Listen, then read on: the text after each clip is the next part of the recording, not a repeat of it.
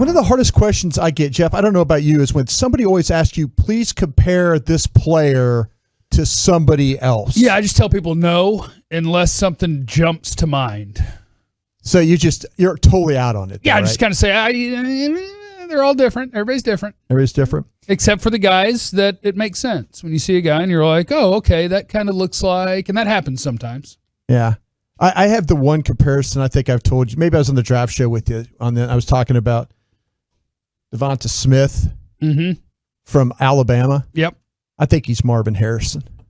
Yeah, when you look Makes at his sense. size, Marvin Harrison, when he came out of Syracuse in 1996, he was a 18th overall pick. He was 6 foot, 179 pounds. That's an American hero. Yeah. So and last year, my Tristan Wirfs, that was Walter Jones. I'm glad he played a little bit like Walter Jones. But Matt Bowen from ESPN came up with his comparisons. Would you like to hear a couple of these? I'd like to hear a couple. How about this one? His comparisons for, let's look at this one. I was trying to find some. Oh, Brian, it's the first one, Brian. No, they're in different orders. I just wanted to, I don't have a lot of time. I wouldn't appreciate you interrupting like that. You're right. I don't have a lot of time. Go ahead and tell him to shut up. I'm not going to do that. But Patrick Surtain. I'd like to take some time to apologize. That's okay. For interrupting.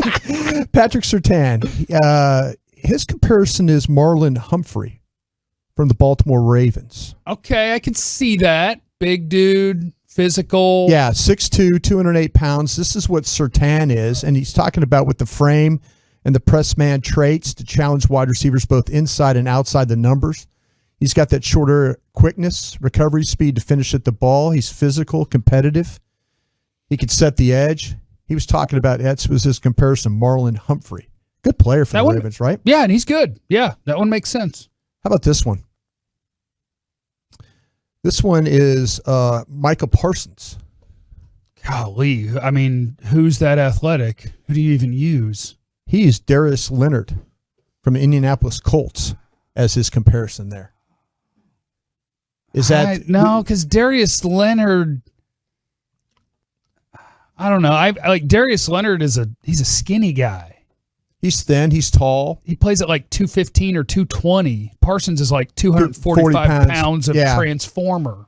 He said he's with Parsons, he's saying an off-ball linebacker with pursuit speed, second-level range, disruptive traits, and base or sub packages. He's like a pressure player that you can use.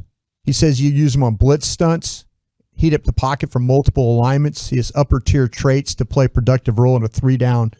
See, there's people that have questions about really if Parsons is a three-down player. Right. And he is if that third down means he's rushing the quarterback. Yeah. I think that's one of his best traits, to be honest with you. His ability to attack the pocket. How about Jalen Waddle? Anybody you have in mind with Jalen Waddle, all your receivers that you've ever watched? Marvin Harrison? Something between... I see what you did.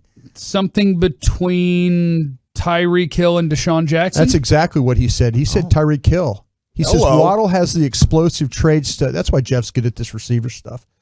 He says he has the explosive traits to open up options for NFL offense as a motion movement target or manufactured touches. Very similar way to what we see with Tyreek Hill at Kansas City. Yeah, he's a monster. Jalen Waddle's a monster. Don't be afraid to pick another receiver, Cowboys. I wouldn't be mad at you. Yeah, we talked about this. You waited till the very end. Well, I'm just telling you, if you wanted to take another receiver, that'd be the one. Be the one guy to take? Just to keep him away from the Giants and the Eagles. That'd be fine. How about Kyle Pitts, tight end from Florida? There's not one. He's the greatest tight end prospect ever. He compared him to a wide receiver, though.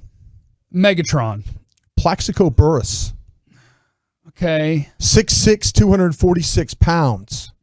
He's got wide receiver traits, and he brings position versatility to a club. He creates schematical advantages. I said that right, actually. Yeah, I mean, those things are all true. And I guess Plaxico had a good career. I'm setting the bar higher. I have the bar set higher than Plaxico Burress for Kyle Pitts. Would you play this guy as an inline tight end at all? Yeah. By the way, because I think that's part of the advantage. Part of the advantage is putting him there.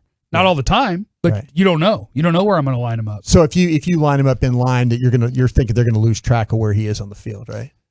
I just don't want you to be able to play your defense in a way that's like, oh, they put another receiver in, put in another corner. I want you to have to respect. He might be the sixth guy on the line of scrimmage. He might block. He might run a route from there. He might line up in the slot. He might line up outside. That's the name of the game, man. The name of the game is mismatches. I'm going to create them. I know. There's no way he gets to you at 10. There's just no way. He does play tight end. Don't. That's our hope. He's he not plays tight end. He's not going to get to you. Don't worry about that. Justin Fields.